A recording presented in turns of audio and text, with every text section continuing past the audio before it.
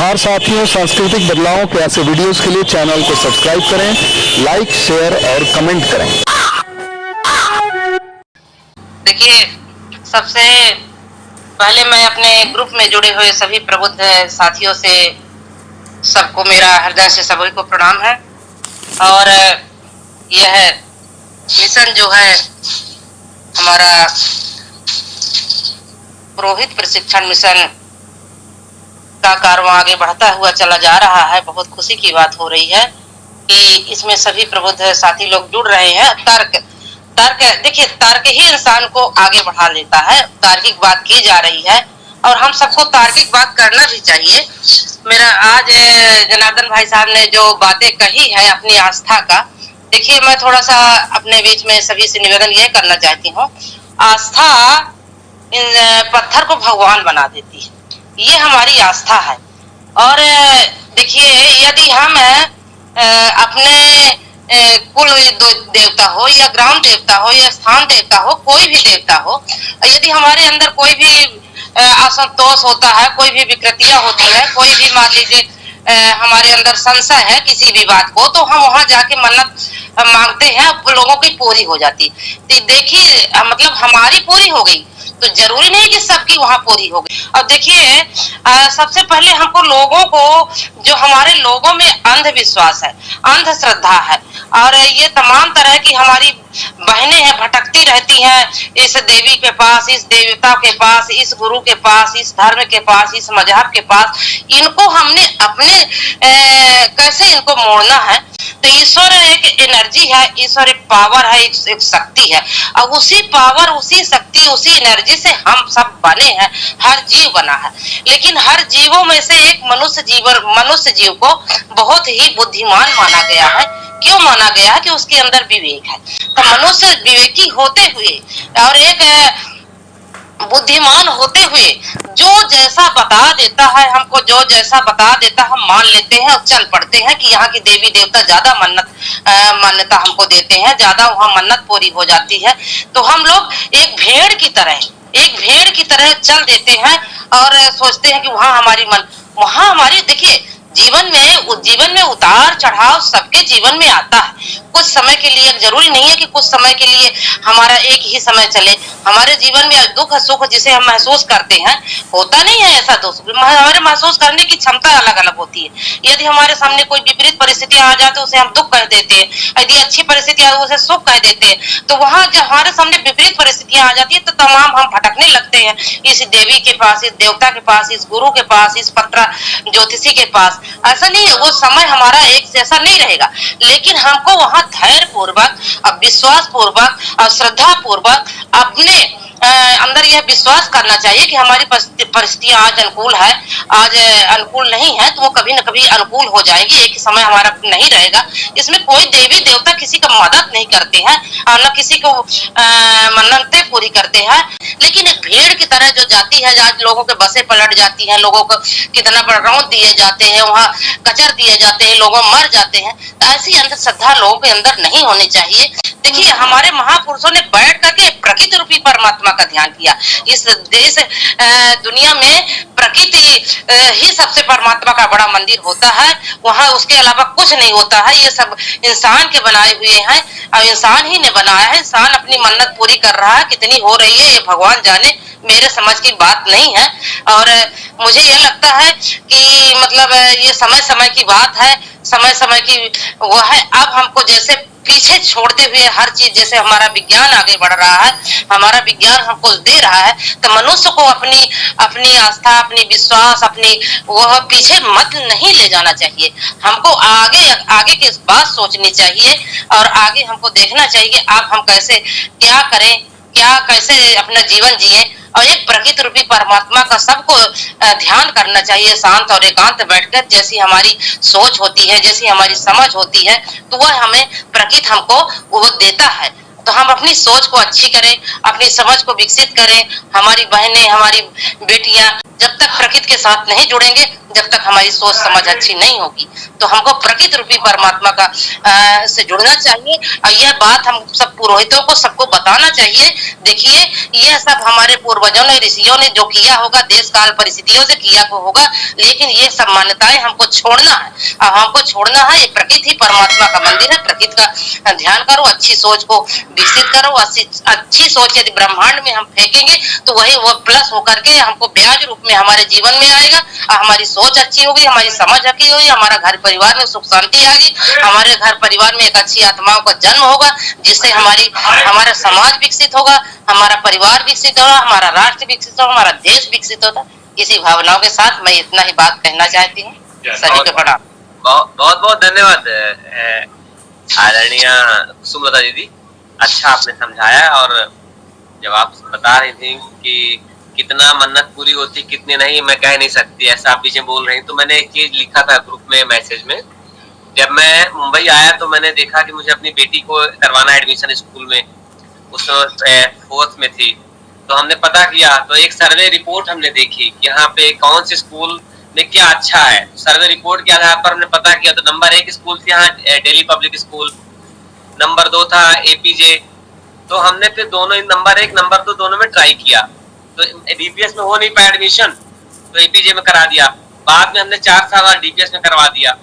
तो जैसे सर्वे स्कूलों का होता है, ऐसा हमें एक जनमत तैयार करना चाहिए और सरकार से मांग करनी चाहिए कि जितने देश में मंदिर उनका सबका सर्वे करवाया जाए कि कितने प्रतिशत मन्नत पूरी होती है कौन से मंदिर की। जैसे आपने बताया कि पहले जो कि बड़े अच्छे लोग रहते थे तो ऋषि मुनि तो होता था, वहाँ पॉजिटिव एनर्जी होती थी। अब वो नहीं रहे वही बात। तो हमें मालूम चलेगा ना कि समय के साथ कितने प्रतिशत डाउन हुआ है, मन्नत पूरी होने की जो हमारी संभावना है कितना डाउन हुई, उसको हमें क्वांटिफाई करने का ट्राई करना चाहिए। हर मंदिर का अपना अपना प्रताप है, तो क्यों ना सर्वे हो जाए, मालूम चल जाए, रजिस्टर रखवा दिया जाए हर मंदिर में। जो भी आदमी आए अपना रजिस्टर में नाम लिखे, एंट्री करे कौन सी मन्नत है, और हर 6 महीने रिव्यू किया जाए कि कितने प्रतिशत मन्नत पूरी हुई। तो चलिए ज्यादा बात नहीं करूंगा मैं, अभी आदरणीय अनूप सचान सर को इनवाइट करते हैं। सर ने हैंड रेज किया था बीच में। सर स्वागत है आपका।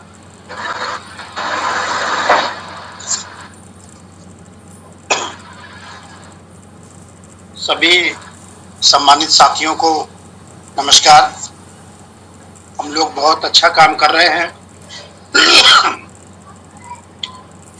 एक्चुअली समाज बहुत पहले से जो है, देखिए कह सकते हैं कि कहीं ना कहीं उलझा हुआ है और शिक्षा का अभाव निश्चित रूप से रहा है। उस शिक्षा के अभाव की वजह से हम लोगों को उचित ज्ञान मार्गदर्शन नहीं मिल पाया। हमारे आपके गार्जियंस उनकी आपको बात करें तो वो निश्चित रूप से उस व्यवस्था से के खिलाफ बोलने की हिम्मत ही नहीं उनकी हो पाई। और ये आजकल का समय ऐसा है कि हम लोग शिक्षित होकर इस प्लेटफॉर्म के द्वारा या अदर प्लेटफॉर्मों के द्वारा अपनी बात को खुले मन से कह पा रहे हैं। उनके समय में तो ये था कि आप अपनी बात को ही नहीं कह पा रहे थे। यदि पता चल जाता था कि वो विरोध कर रहे हैं तो पता लगा कि आपके खिलाफ ही जो है बहुत ज्यादा अत्याचार हो जाता था। तो ये ऐसा समय है कि हमको आपको सबसे पहले जो मेरा अपना विचार आता है कि शिक्षा को बहुत ज्यादा प्रेफर करना चाहिए। और जो हमारे देश की या प्रदेश की जो शिक्षा नीतियां हैं, ये हमको आपको बहुत नुकसान पहुंचा रही है।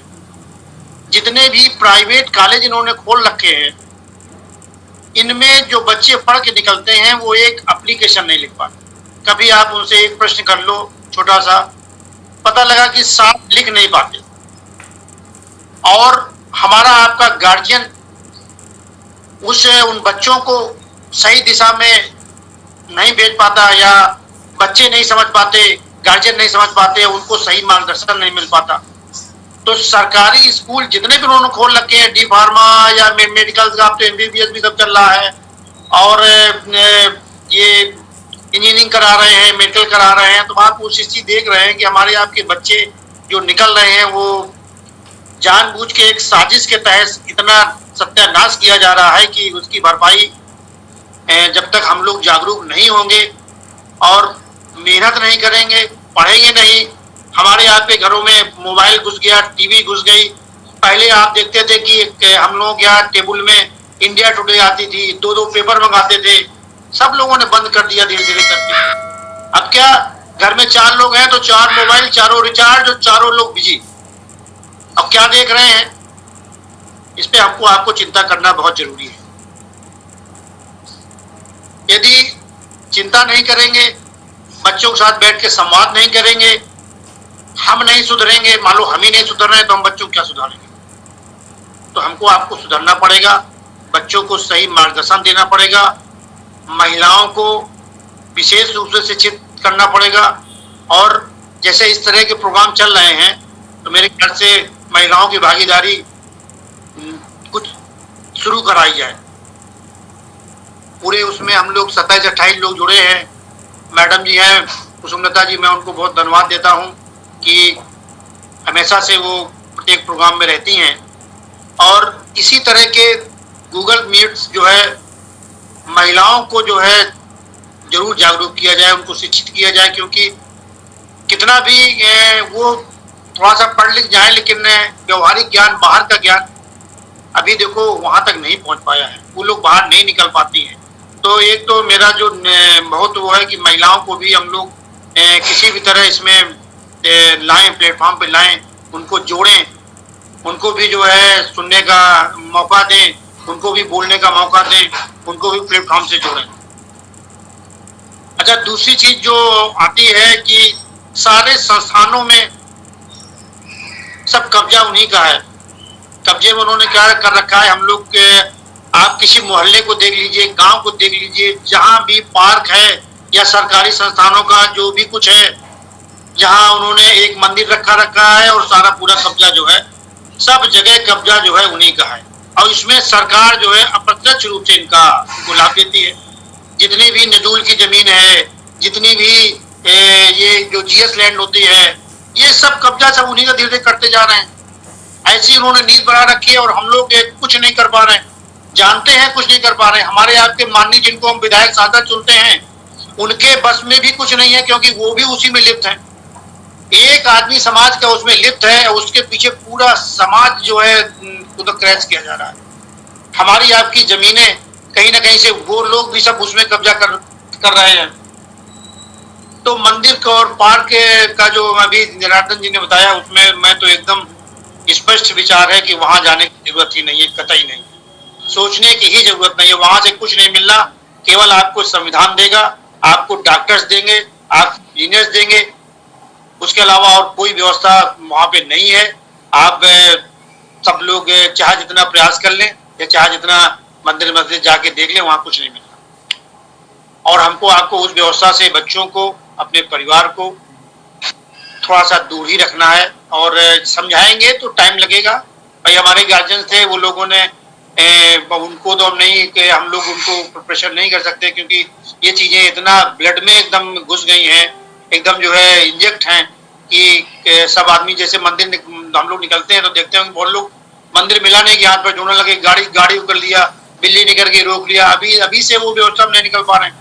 और तो और ये देखिए, जो बहुत बहुत पढ़े लिखे लोग हैं, इंजीनियर्स हैं, डॉक्टर्स हैं, वो तक इस व्यवस्था के खिलाफ अभी जाने को तैयार नहीं है। और इसका शुरू से मेरे ख्याल से जो एक और ड्रॉबैक रहा है, मान लीजिए बहुत पहले से जैसे जनार्दन जी ने इस तरह का वैचारिक समाज शुरू किया है, यदि उन पढ़े लिखे लोगों ने यदि 20-25 साल पहले या 50 साल पहले शुरू किया होता तो उसका लाभ जो है निश्चित रूप से समाज को मिलना शुरू हो गया होता। लेकिन उन लोगों ने हिम्मत नहीं जुटाई, और उन लोगों ने तो मैं कहता हूँ उन लोगों ने तो और नुकसान किया। वो लोग भी पूरे परिवार को मंदिर घुमाते रहे, पूरे घर वालों को मंदिर घुमाते रहे, और गाँव में मंदिर बनवाते रहे, और सारा सिस्टम उसी में लगाते रहे। इससे हमारा आपका बड़ा नुकसान हुआ है। खैर, जो कुछ है, अब हम लोग वर्तमान में जितना अच्छा कर ले, और हमको आपको सबको मिलकर प्रयास करना चाहिए। अभी कुसुमलता मैडम जी ने कुंभ का तो थोड़ा जिक्र किया था, तो मैं इलाहाबाद में रहा हूँ काफी दिन, तो वहाँ की व्यवस्था को मैंने बहुत नजदीक तरह से देखा है मेले में, क्योंकि उस समय इस तरह की जानकारी में या हमारा आपका विकास नहीं हुआ था, हमारा आपका नहीं हमारा, क्योंकि जब मंदिर जाते थे वहाँ कुंभ मेले में जाते थे, देखते थे पंडित लोग, पता लगा बड़े बड़े टेंट लगे हुए हैं, सब एसी कूलर और बड़ी बड़ी व्यवस्था, और वहाँ ऐसी कोई व्यवस्था नहीं जो आपको 5 स्टार में न मिले। तो वो व्यवस्था वहाँ पे परोसी जा रही है, क्या किया जा रहा है मैंने नजदीक से देखा। एक हमारा मित्र जो है दिनेश सिंह था, वो जी न्यूज में था वहाँ पे, वो जो है बहुत कुछ उस व्यवस्था के खिलाफ लिखता था, दिखाता था, तो उसको भी देखा है, वहाँ कुछ नहीं है कहीं भी किसी मंदिर में। ये सब है, ये एक व्यवस्था है, पैसा कमाने का एक धंधा है, और हमको आपको क्रश करने का एक साजिश है। यहाँ पे कुछ नहीं मिलने वाला। हमको आपको जो है अंबेडकर को पढ़ना है, रामस्वरूप वर्मा जी को पढ़ना है, और आजकल तो मैं ओशो को भी पढ़ रहा हूँ, और मुझे बहुत अच्छा लग रहा है। उन्होंने यथार्थ में जितना बढ़िया ओशो ने लिखा है, मेरे ख्याल से अभी तक किसी ने नहीं लिखा। ओशो ने जो नग्न सत्य लिखा है, वो सबके में उन्हीं का वो एकदम सत्य है तो सत्य है, उसको स्वीकारना पड़ेगा। और ये ऐसा मिशन है, शिक्षित करने का मिशन है, तार्किक बनाने का मिशन है, हमको आपको पाखंड से दूर करने का मिशन है, और अपने पुरोहित तैयार करने का मिशन है।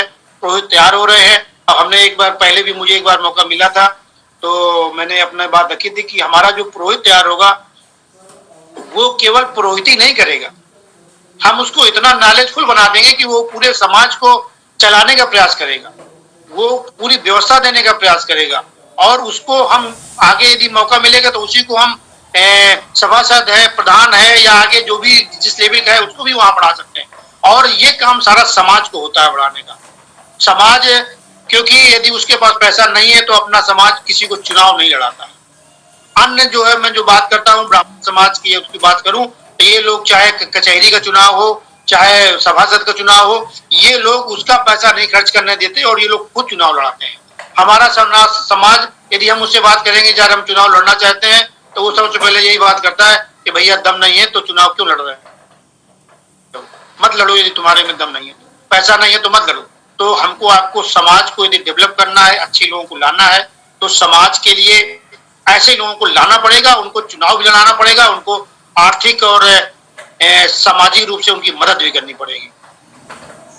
यही मैं अपनी बात में खत्म करता हूँ। बात बहुत है, अच्छा एक और बात याद आ गई, हेमलता पटेल जी है फतेहपुर डिस्ट्रिक्ट से, वो बहुत अच्छा काम कर रही हैं, और मैं उनसे बहुत प्रभावित हूँ, और मैं उनसे अक्सर बात भी करता रहता हूँ।